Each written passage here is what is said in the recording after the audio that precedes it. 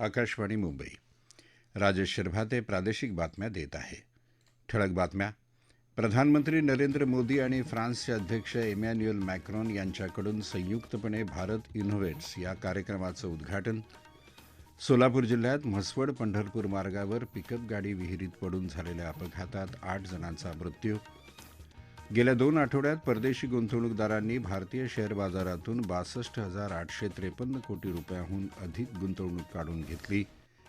100वे अखिल भारतीय मराठी साहित्य संमेलन पुण्यात 28 ते 31 जानेवारी 2027 दरम्यान होणार.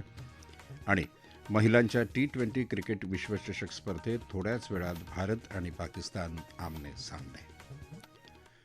नवोन्मेष, तंत्रज्ञान आणि देशाच्या युवा शक्तीच्या आकांक्षा देशाच्या भविष्याला आकार देत असून त्यामुळे देशात परिवर्तन घडून येत असल्याचं प्रधानमंत्री नरेंद्र मोदी यांनी म्हटलं आहे.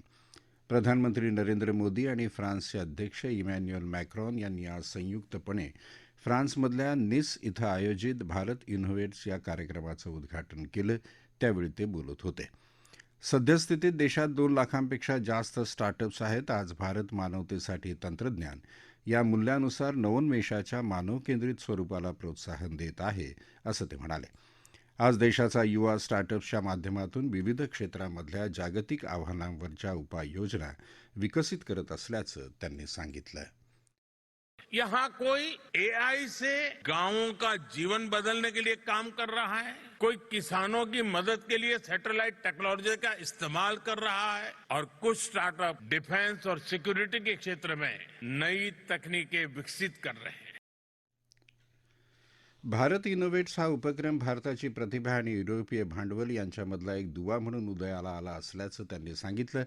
या उपक्रमाच्या माध्यमातून युवा नवोन्मेषकारांना जागतिक कौशल्यांसोबत जोडून घेण्याच्या नवीन संधी निर्माण होत असल्याचं ते म्हणाले.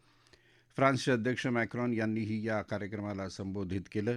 आज भारत नवोन्मेषाचं जागतिक केंद्र म्हणून उदयाला आलं असल्याचं म्हणत त्यांनी भारताचं कौतुक केलं. आज भारत नवोन्मेषी उपक्रम राबवतो आहे का, त्यापेक्षा कोणता देश भारतासोबत नवोन्मेषी उपक्रमात भाग घेणार हा खरा प्रश्न आहे, असं ते म्हणाले. चांद्रयान मोहीम ही तंत्रज्ञानाच्या क्षेत्रातल्या भारताच्या उत्कृष्टतेचं उदाहरण आहे, असं ते म्हणाले. इंडिया इनोव्हेट्स या उपक्रमाअंतर्गत देशातील 120 पेक्षा जास्त स्टार्टअप्स आणि जगभरातील आघाडीचे गुंतवणूकदार, तंत्रज्ञान क्षेत्रातील दिग्गज तसेच प्रमुख शैक्षणिक संस्था एकत्र आल्या आहेत. या कार्यक्रमाला परराष्ट्र व्यवहार मंत्री डॉक्टर एस जयशंकर, वाणिज्य आणि उद्योग मंत्री पियुष गोयल, राष्ट्रीय सुरक्षा सल्लागार अजित डोवाल, मुख्य वैज्ञानिक सल्लागार अजय कुमार सूद, इन्फोसिसचे संस्थापक नारायण मूर्ती आणि उद्योग क्षेत्रातले अनेक आघाडीची व्यक्तिमत्व उपस्थित होते. सोलापूर जिल्ह्यातल्या म्हसवड पंढरपूर मार्गावर तांदुळवाडी गावाजवळ पिकअप गाडी विहिरीत पडून झालेल्या अपघातात 8 भाविकांचा मृत्यू झाला. हे सर्वजण पंढरपूर तालुक्यातल्या रांजणी गावचे रहिवाशी असून ते म्हसवड इथल्या सिद्धनाथाच्या दर्शनासाठी गेले होते. परतीच्या प्रवासात हा अपघात झाला.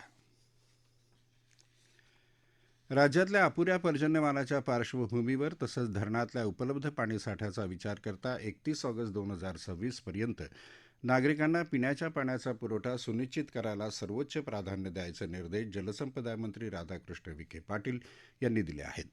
बेकायदेशीरपणे केल्या जाणाऱ्या पाणी उपशावरही तातडीनं कडक कारवाई करायच्या सूचना त्यांनी विभाग अधिकाऱ्यांना दिल्या आहेत.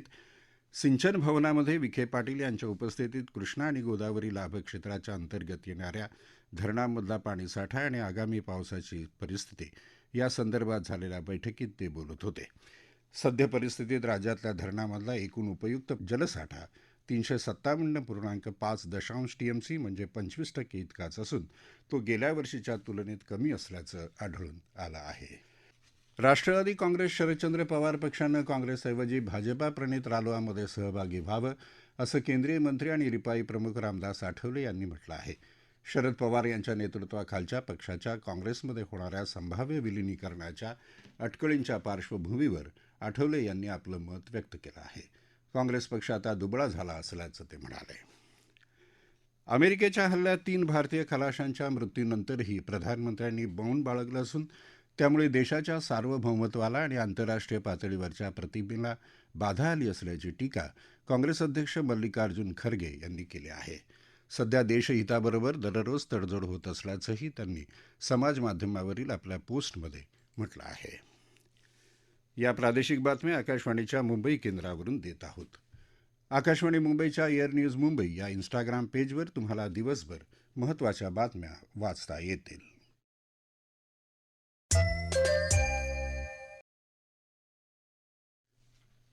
प्रादेशिक बातमीपत्रात आपलं पुन्हा एकदा स्वागत. वाढता भूराजनैतिक तणाव आणि रुपयाची होणारी घसरण या पार्श्वभूमीवर परदेशी भांडवली गुंतवणूकदारांनी जूनच्या पहिल्या पंधरवड्यात भारतीय शेअर बाजारातून 62,853 कोटी रुपयांहून अधिक रक्कम काढून घेतली आहे. NSDL अर्थात नॅशनल सिक्युरिटीज डिपॉझिटरी लिमिटेडनं दिलेल्या आकडेवारीनुसार चालू वर्षात परदेशी भांडवली गुंतवणूकदारांनी भारतीय शेअर बाजारातून आतापर्यंत 2,87,000 कोटी रुपयांची गुंतवणूक काढून घेतली आहे. 2025 मध्ये 1,66,000 रुपयांची निर्गुंतवणूक केली होती, त्यापेक्षा ही रक्कम जास्त आहे. 100वे अखिल भारतीय मराठी साहित्य संमेलन पुण्यात 28 ते 31 जानेवारी 2027 या कालावधीत होणार असल्याचं अखिल भारतीय मराठी साहित्य महामंडळाचे अध्यक्ष योगेश सोमण यांनी जाहीर केलं आहे. ते आज पुणे इथं वार्ताहर परिषदेत बोलत होते. सावित्रीबाई फुले पुणे विद्यापीठाच्या प्रांगणात हे संमेलन होणार आहे. या संमेलनाची नांदी याआधी संमेलन झालेल्या राज्यातल्या 48 ठिकाणी 99 साहित्यिक उपक्रम आयोजित करून होणार आहे. हे उपक्रम 15 ऑगस्ट ते 15 जानेवारी दरम्यान होणार आहेत.